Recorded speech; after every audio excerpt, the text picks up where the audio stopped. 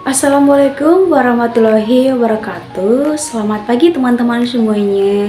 Untuk video kali ini kami akan membuat tugas makalah kami yang berjudul Akad Musyarakah. Sebelum itu perkenalkan, kami terdiri dari 6 orang yang dari kelompok 2, yaitu saya sendiri. Saya Betri Tua Panjaitan sebagai moderator, dan rekan saya ada Lindawati, dan yang kedua ada Nela Sari Sitorus, dan yang ketiga Angel Catherine Barutu, dan yang keempat ada Helmaria Esra Sihombing, dan yang keenam ada Ropilina Lumbangau. Latar belakang Islam mengajarkan umatnya untuk berusaha, termasuk dalam kegiatan bisnis, walaupun direncanakan dengan baik. Setiap usaha memiliki risiko kegagalan karena faktor ketidakpastian merupakan sunatullah. Dalam menghadapi hal tersebut, konsep bagi asal menjadi prinsip mendasar ekonomi Islam yang menegakkan keadilan. Penetapan asal usaha di awal dianggap dapat memberatkan salah satu pihak sehingga melanggar aspek keadilan. Rumusan masalah. 1. Apa yang dimaksud dengan akad musyarakah? 2. Apa saja jenis-jenis akad musyarakah? 3. Apa dasar syariat tentang akad musyarakah? 4. Bagaimana penetapan nisbah dalam akad musyarakah? 5. Bagaimana perlakuan akuntansi PSAK 106 dalam akad musyarakah? 6. Bagaimana ilustrasi akuntansi dalam akad musyarakah? Baiklah, di sini saya akan membaca isi dari pembahasan. Yang pertama itu adalah pengertian. PSAK 106 mengatur pengakuan pengukuran penyajian dan mengungkapkan transaksi masyarakat, tetapi tidak mencakup pengaturan perlakuan akuntansi atas obligasi syariah yang menggunakan akad musyarakah. Musyarakah adalah akad kerjasama antara dua pihak atau lebih untuk suatu usaha tertentu, di mana masing-masing pihak memberikan kontribusi dana dengan ketentuan bahwa keuntungan dibagi berdasarkan kesepakatan, sedangkan kerugian berdasarkan porsi kontribusi dana. Kemudian jenis-jenis musyarakah. Yang pertama, jenis-jenis musyarakah syarikah amlak. Amlak jabar merupakan terjadinya suatu perkongsian secara otomatis dan paksa, berarti tidak memerlukan kontrak untuk membentuknya. Contohnya itu adalah waris. Yang kedua, amlak ikhtiar.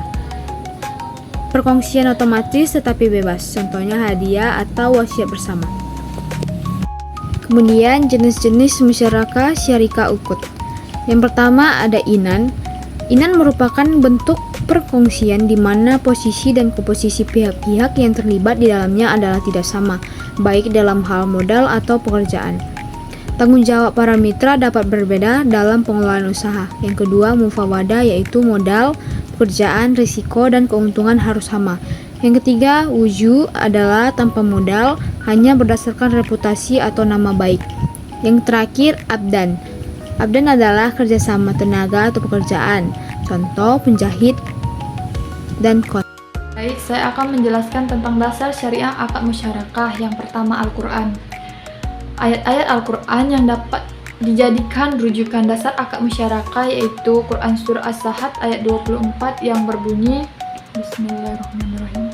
Wa inna qasiran minal khuluqa ila yabghi ba'duhum ala ba'din illa alladhina amanu wa amilus salihati wa qalilum mahum, yang artinya dari sesungguhnya kebanyakan dari orang-orang yang berserikat itu sebagian mereka berbuat zalim kepada sebagian yang lain, kecuali orang-orang yang beriman dan mengerjakan amal yang soleh, dan amat sedikitlah mereka ini.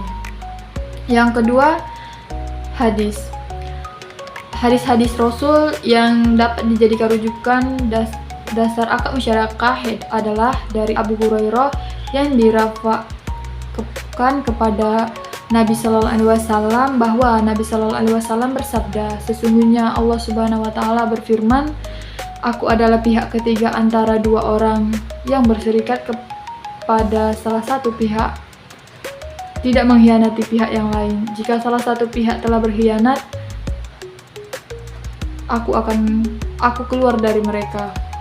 Yang ketiga, ijma. Berdasarkan sumber hukum di atas, maka secara ijma para ulama sepakat bahwa hukum musyarakah yaitu boleh. Hanya saja mereka berbeda pendapat tentang sejenisnya. Di sini saya akan menjelaskan pelakuan akuntansi PSAK 106 dalam akad musyarakah. Pelakuan akuntansi untuk transaksi musyarakah akan dilihat dari dua sisi pelaku, yaitu mitra aktif dan mitra pasif. Yang dimaksud dengan mitra aktif adalah pihak yang mengelola usaha musyarakah, baik mengelola sendiri ataupun menunjuk pihak lain untuk mengelola atas namanya. Sedangkan mitra pasif adalah pihak yang tidak ikut mengelola usaha, yaitu ini biasanya adalah lembaga keuangan. Mitra aktif adalah pihak yang bertanggung jawab untuk melakukan pengelolaan, sehingga mitra aktif yang akan melakukan pencatatan. Materi selanjutnya adalah ilustrasi akuntansi dalam akuntansi musyarakah. Pembiayaan musyarakah kas atau permanen dapat diberikan dalam bentuk kas, setara kas, atau aktiva non-kas, termasuk aktiva tidak berwujud. Pembiayaan dalam bentuk kas dinilai sebesar jumlah yang dibayarkan. Contoh kasus-kasusnya yaitu PT Muslim Syariah memberikan pembiayaan sebesar 100 juta, PT Prayoga memberikan 150 juta. Proyek ini berlangsung selama 3 bulan dengan nisbah 40% banding 60%. Hasil usaha proyek menghasilkan keuntungan sebesar 40 juta. Maka bagiannya pada Bank Muslim Syariah mendapatkan 40 juta dikali 40% adalah 16 juta. PT Prayoga mendapatkan 40 juta dikali 60% adalah 24 juta. Maka dari materi sebelumnya dapat disimpulkan yaitu musyarakah adalah akad kerjasama yang terjadi di antara para pemilik modal atau mitra musyarakah untuk menggabungkan modal dan melakukan usaha secara bersama dalam suatu kemitraan dengan nisbah pembagian hasil sesuai dengan kesepakatan, sedangkan kerugian ditanggung secara proporsional sesuai dengan kontribusi modal. Berdasarkan eksistensinya, musyarakah dapat dibagi menjadi dua akad syarikah, yaitu syarikah amlak dan syarikah ukut. Musyarakah juga dapat bekerjasama berdasarkan kontribusi dana investasi jenis akad musyarakah, dan ada dua yaitu musyarakah permanen dan musyarakah menurun.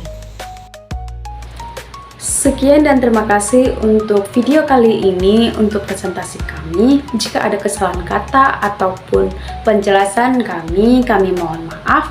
Assalamualaikum warahmatullahi wabarakatuh dan selamat pagi.